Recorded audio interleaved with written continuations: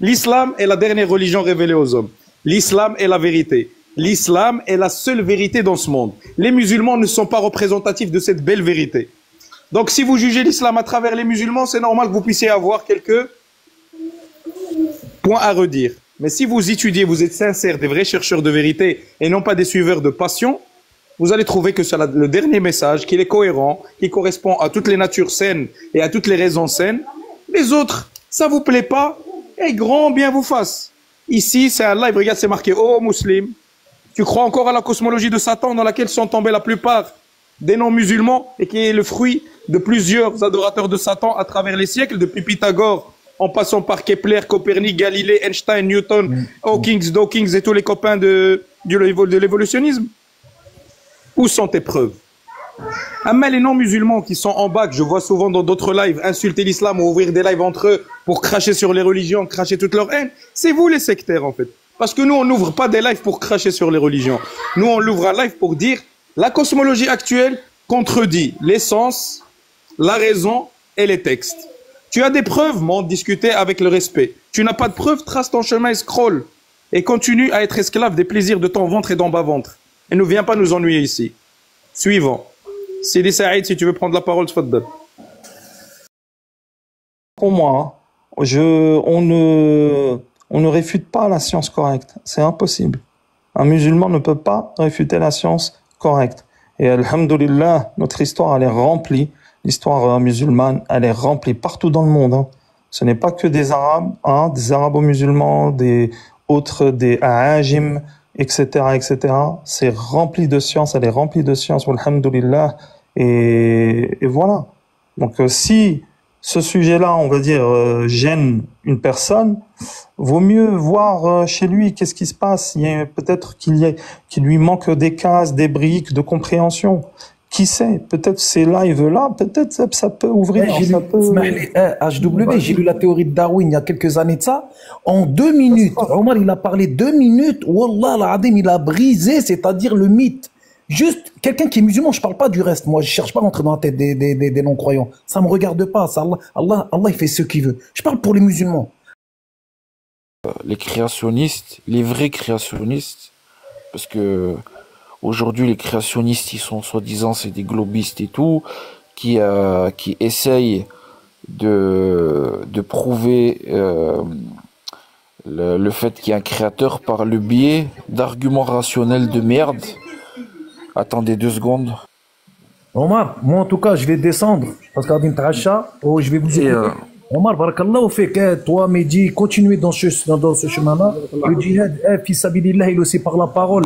Et le fait de montrer la vérité. Aujourd'hui, tu as mis beaucoup de gens KO, même si ça en déplaise à des hypocrites et des fabulateurs. Continue ce travail-là, alhamdulillahi rabbil alamin. J'aime voir la lumière d'Allah reflétée dans ses paroles et dans des preuves. Alhamdulillahi rabbil alamin. Qu'Allah il t'honore, qu'Allah il nous facilite, qu'Allah il nous guide et qu'Allah subhanahu wa ta'ala il nous fasse mourir dans le haq. Barakallahu. Salam alaikum mes frères. Rabbi hafadkum. Salam alaikum Mehdi, salam alaikum Omar, salam alaikum la sœur et salam alaikum les frères.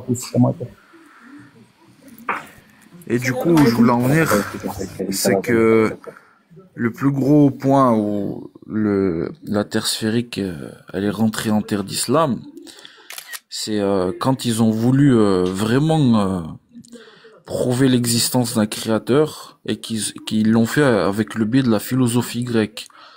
Et en fait, c'est vraiment ça en fait qui a fait que le globe il est rentré dans dans la culture des gens. Parce que à la base, ce sont les musulmans qui ont fait rentrer le globe dans la connaissance des Européens par le biais de la traduction des livres. Et le fait de vouloir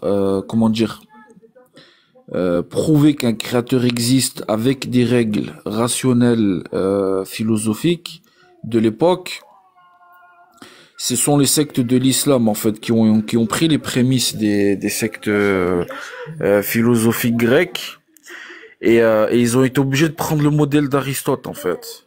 Et c'est vraiment quand ça s'est démocratisé, qu'il y a eu les débats métaphysiques, c'est-à-dire sur est-ce que le ciel c'est du vide ou c'est pas du vide, est-ce que la matière elle est finie ou infinie, c'est-à-dire en fait l'atomisme, le fait de développer l'infiniment petit pour concevoir l'infiniment grand, et qu'on a inventé l'atome en fait, que les matérialistes ils ont inventé la notion de l'atome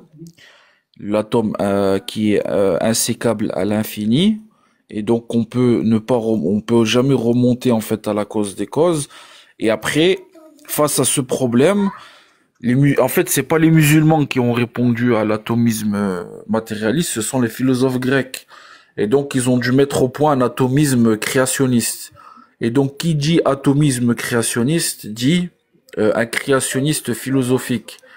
Et donc un créationnisme biaisé. Et en fait, le fait de pouvoir prouver qu'un créateur existe, mais par une manière biaisée philosophique en fait. Et ça implique d'impliquer le globe, l'univers de manière sphérique, etc. à l'intérieur. Et en fait, aujourd'hui, vous voyez des gens qui débattent sur TikTok, qui vous parlent de positivisme, qui vous parlent de je sais pas quoi, de nanani, de kalam cosmologique, qui sont là et tout, à vouloir débattre contre les athées, mais ils utilisent pas en fait les arguments de l'islam. Ils utilisent que les arguments des philosophes grecs. Et c'est ça en fait le pire truc qui fait la plus grosse fitna en fait, c'est que n'importe quel livre que vous allez acheter ou que voilà, vous allez vouloir vous entraîner ou vous renseigner sur comment prouver un créateur, vous allez tomber que dans des prémices rationnelles qui font que vous serez obligé d'impliquer en fait la cosmologie du globe. Et c'est ça le désastre. Et au final, si vous l'impliquez dans votre aqida, parce que si vous dites aux gens, voilà, le créateur il existe par tel ou tel biais rationnel, c'est que au bout d'un moment, il faut que vous soyez honnête intellectuellement, il faut que vous suivez votre logique. C'est comme aujourd'hui, moi je vois des salafis sur les réseaux sociaux qui te parlent de kalam cosmologique, et après 2 secondes après il te dit oui mais Allah il est fawq al-arsh. Enfin en fait ils font comment dire, ils utilisent dans un segment la rationalité grecque, et après ils disent cette rationalité grecque elle est interdite pour décrire Allah. Mais en fait c'est n'importe quoi, tu l'utilises pour prouver l'existence d'Allah, et une fois que la personne elle a accepté que Allah il existe par le biais de cette rationalité grecque, et une fois que par exemple il va mettre un pied dans l'islam, quand à ce moment-là il va vouloir décrire Allah avec cette logique de compréhension grecque, là tu dis ah non, maintenant faut tout ce qu'on a mis au point pour prouver l'existence d'Allah par ce biais de cette rationalité grecque, maintenant il faut la jeter à la poubelle. C'est ça en fait, c'est la dinguerie de malade. Et renseignez-vous sur ça, ça s'appelle l'atomisme. Et de toute façon, vous êtes obligé, c'est soit vous finissez comme des Mu'tazila, et après, donc si vous voulez pas emprunter le chemin des Mu'tazila, vous allez finir dans des syncrétismes, comme par exemple les Ash'ari, les Maturidi, ou autres sectes soufis panthéistes, et tout le blabla. Ou soit vous allez finir dans des prémices de sectes rationalistes comme les Mu'tazila ou autres.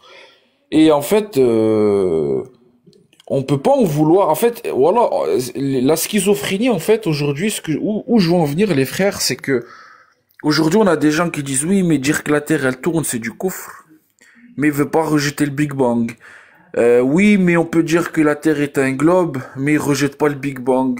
Ou inversement. En fait, les gens, ils sont dans des syncrétismes, ils sont dans des dingueries rationnelles, et il faut que vous vous renseigniez sur la base. Faut toujours remonter sur la base. Faut pas, renseignez-vous sur la base du problème. Une fois que vous serez renseigné sur la base du problème qui s'appelle l'atomisme grec, et les prémices des débats sur est-ce que il y a un créateur ou est-ce qu'il n'y a pas de créateur, c'est-à-dire l'atomisme et le kalam cosmologique, lorsque vous avez vraiment, vous êtes renseigné sur ça, qu'est-ce qu'on dit les salafs, les musulmans des premières générations sur ce genre, sur ces choses, c'est là, en fait, vous allez bloquer la route à toutes les dingueries, c'est-à-dire que ça soit le globe ou que ça soit n'importe quelle thèse qui ont fondé les sectes de l'islam d'aujourd'hui dans la croyance.